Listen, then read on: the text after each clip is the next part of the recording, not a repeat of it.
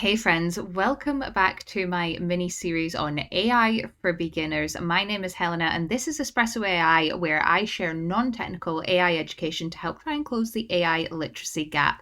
This is video number 3 in the series. I'm going to be doing a beginner's deep dive into ChatGPT.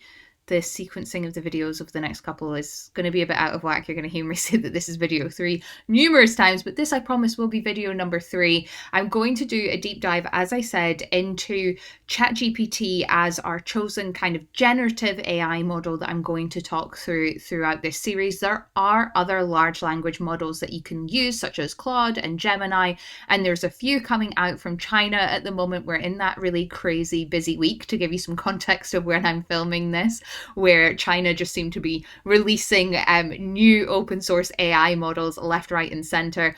But for the purposes of this video and this mini series, I am going to do a bit of a deep dive into ChatGPT and talking you through exactly how it works, how you can use it, and what all of the tools inside ChatGPT look like.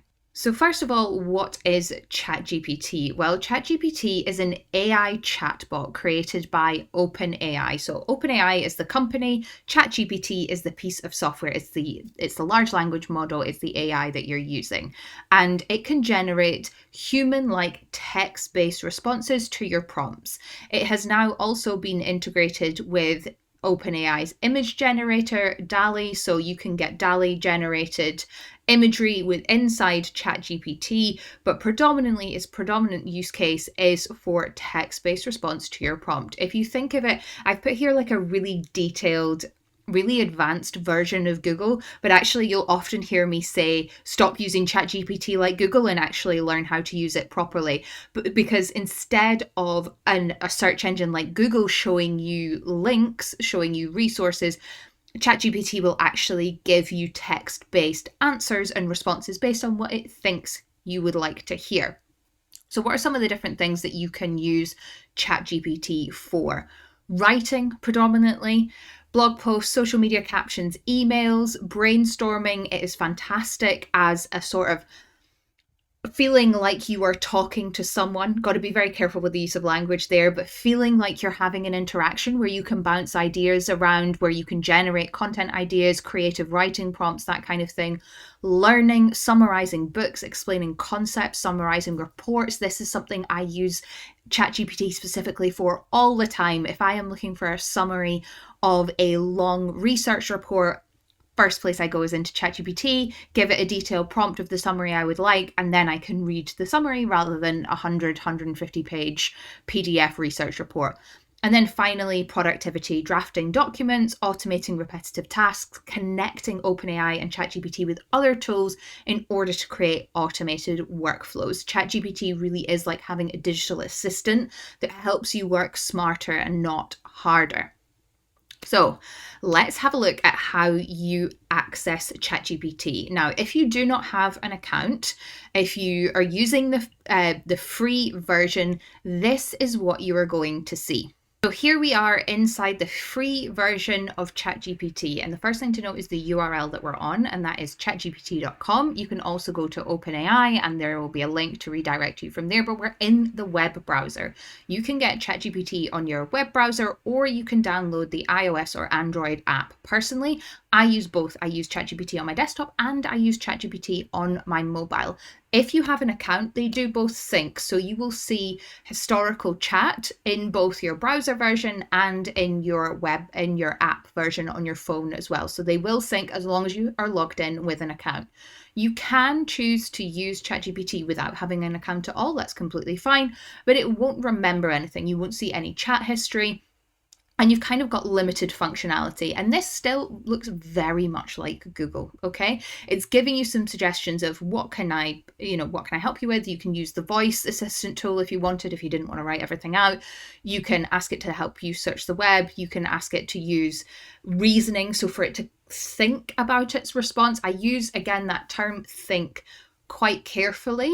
I want you to be mindful that AI tools do not currently think. They go through a set of logical pre-programmed steps, but they don't have any kind of their own human-like thought, even though it might sound like they do, and we tend to use language like they do. it's going through a step-by-step set of reasoning to think about whether or not the response it's giving you may or may not be the string of predictive text that the language model assumes that you want in response to your prompt. I hope that's making sense. So you can ask it to do this reasoning. You can attach files in here. So you can upload PDFs, you can upload spreadsheets, and you can ask ChatGPT to analyze those documents for you. You can just hit something like surprise me with a story about myself. What's my horoscope for today? All those kind of things. I would say these are quite basic use cases for ChatGPT. Really, where it comes into its own is where you're really creating this digital assistant, as I said, to generate some serious leverage for yourself by getting it to perform tasks that may take you a long time. It'll get you started on something. You know that feeling where you're sitting thinking, oh, I just need almost like the first step is the most difficult one. And AI is fantastic for setting the ball rolling and giving you that momentum, particularly for tasks that start with some kind of creative element in writing or producing a framework or a structure for something that once the ball is rolling, you can pick it up and be like, oh gosh, that would have taken me so much longer had I not been using a tool like ChatGPT to help me get started. So this is what you see in the free version. Up here in the top right hand side, you can log in, you can sign up, or you can just start creating prompts in this chat box area. Okay, let's talk about whether or not it's worth you paying for ChatGPT. Currently, early 2025, there are 3 different price points for ChatGPT. There's free, there's plus, and there's pro. And whether or not it's worth upgrading is dependent on what you plan to do with the tool, how you're using it every single day. Personally, I use the plus plan in the UK at the moment, and that does everything I need. But if you wanted to do something more advanced, particularly if you wanted to have access to their research functionality, which is a new AI agent, that's a whole separate conversation. AI agents act autonomously, so they complete tasks and actions in a separate, almost like in a separate web browser where it's doing something else by itself and informing its next set of tasks. That's an AI agent. OpenAI has got one for deep research, and it's got a few different other AI agents that it's releasing. Those are currently only available in the Pro plan, which is $200 a month. But if you're just getting started with using AI, with using ChatGPT, the free version will work for you perfectly fine. If you want to build and create your own custom GPTs, and I'll go into detail on exactly how you build your own custom GPT and what the use cases for a custom GPT are in the next video. But you can, that's involved in the plus plan if you need custom GPTs, but otherwise you'll be completely fine in the free version. You don't need to pay any more than the plus plan. Personally, I like the plus plan. I think it's well worth it. So as I said, when you first log in or use ChatGPT for the first time, you're going to go to that message chat box and treat it like you are messaging a friend. You're in that homepage browser or on the mobile app, you can be logged in or not on ChatGPT. What you want to do is type into that text box is your prompt, okay? What you want it to do. And I always say, just treat ChatGPT like it's your friend, like you're asking someone a question to do something, but your questions have to be specific. And this is prompts. Prompt engineering is the term, but really what you're doing is just asking it to do something. You will often hear people talk about, well, ChatGPT is only as good as its outputs or only as good as its inputs. And that is 100% true. If you go into ChatGPT right now and say, help me write a CV, it's going to give you an absolutely terrible answer. But if you type into ChatGPT a much longer, more well thought out, more structured prompt. So for example, I need help writing my CV to apply for this new role. You insert the link to the role or the content about the role. Please, can you help me write a professional CV for a marketing job, highlighting my skills in social media, copywriting? I'd also like to highlight my success in my current role. Please ask me as many clarifying questions as you need in order to complete this task to the best of your ability. And please remember to take things slow and work with me step by step. That is a much better, much more well-structured prompt, more thought out with a lot more context and clarity to it. It's going to give you a far better output from ChatGPT than help me write a CV. So when I say Stop using ChatGPT like Google.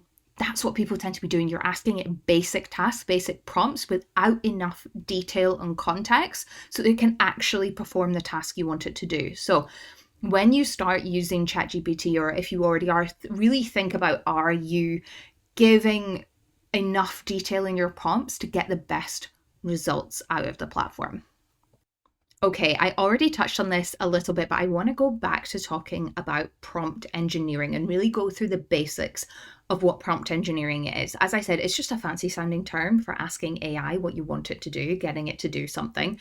But the more specific the prompt is, the better the output is going to be. So I thought I would share this methodology for creating a prompt that will really help you think every time you're asking ChatGPT to do something for you, am I giving it enough that I can get a good output? And that is the clear prompt method. There's lots of different styles of prompt engineering.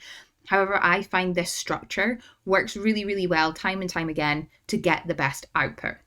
So let's go through each part, and I've got this full prompt available for you. You can have a look at it in a second, but the first part of a clear prompt methodology is to give context. What are you working on? So in this case, I have a Q4 2024 sales report for my business that includes data on product performance, revenue, customer demographics, and regional sales figures. Context. What is it we're talking about right now? Are we reading horoscopes? Are we analyzing sales reports? So we're giving ChatGPT context for what it is we're doing.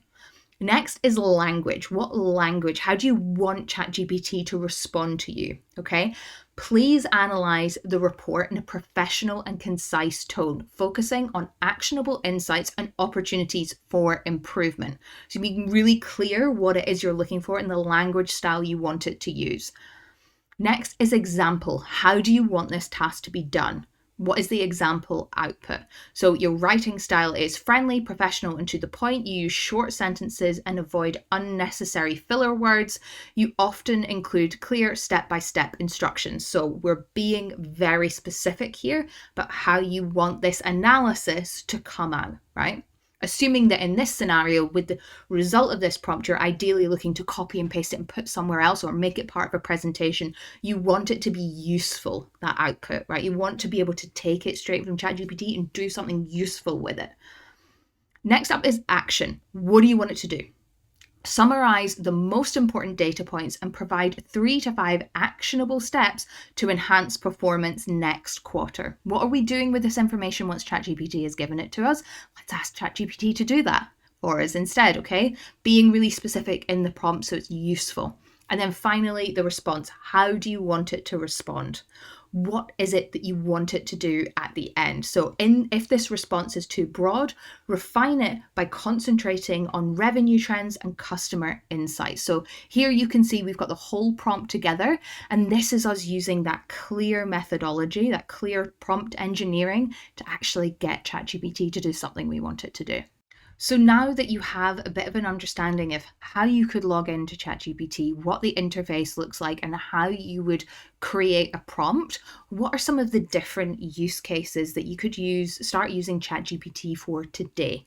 The first and most obvious one is writing any kind of content. So writing emails, drafting professional emails. So for example, asking for a deadline extension for a project, content creation, generating Instagram captions, blog posts, video scripts, repurposing digital content that you're creating, learning and research. For me personally, this is a huge one. Summarizing long articles and books, planning and productivity. So actually integrating ChatGPT with other tools, but also asking just within the interface for it to help you out with specific productivity tasks such as meal planning, travel planning, preparation tasks, anything that can help make your life a little bit easier. And then finally, brainstorming ideas. And I just wanted to round this video out by sharing with you a really quite long, chunky prompt that I hope serves as a good example of how you can use ChatGPT really strategically to help you get started on what can seem like quite an overwhelming and quite a big task. So This is a very detailed prompt, and I will leave this below in the caption so that you can go and grab it from the comments in the section below. But I also have this available in my prompt library, which you can download when you subscribe to my newsletter. But I think this gives you, as I said, a great understanding of the power of using ChatGPT and some of the things you can actually do with it. So this prompt reads, I need to make money quickly within 30 days or less. Help me develop a step-by-step action plan tailored to my specific skills, resources, and circumstances. Guide me through the entire process from choosing the best strategy to execution. Here are the details to consider. And this is where you're giving ChatGPT all of that information, all of that context on you so that it can actually help you do something useful, right? Your financial goal, your time availability, your location, any restrictions, the urgency level, all of that good stuff is going to help ChatGPT give you something that you can actually use. And then you go on to say the step-by-step guidance I need is to brainstorm viable money-making strategies. Suggest 3 to 5 realistic options based on my situation. Prioritize the fastest and easiest and most profitable. Validate and choose the best option. Analyze risks, effort, potential income. Recommend the best choice based on my circumstances. Break down a step-by-step plan. Help me overcome any challenges and blockers. And then optimize for maximum results. And then, because we're still not done, giving additional notes on keeping advice practical, realistic, and actionable. If a strategy requires upfront money, suggest a low or no cost or alternative, and prioritize speed and profitability. Help me move fast and take action. Now let's begin. Based on my details, what is the best strategy for me? And this kind of prompt is going to be the thing that turns ChatGPT from something that feels like using Google to something that is actually incredibly valuable and strategic and can help you get out of your own way and create more leverage. And this is just one example, right, of engineering a prompt to help you start a business, but you can do this in pretty much every single task that you're looking to do. And I think it's one of the best use cases for using an AI tool like ChatGPT. I hope you found this beginner's guide to ChatGPT useful. In the next video, we're going to be talking in a bit more detail about the different ChatGPT models that are currently available to you at time of recording in early 2025. That's going to be a video that dates probably pretty quickly. And then in the video after that, we're going to talk in more detail about how you can get ChatGPT to sound like you. Thank you so much for watching, and I will see you in the next video.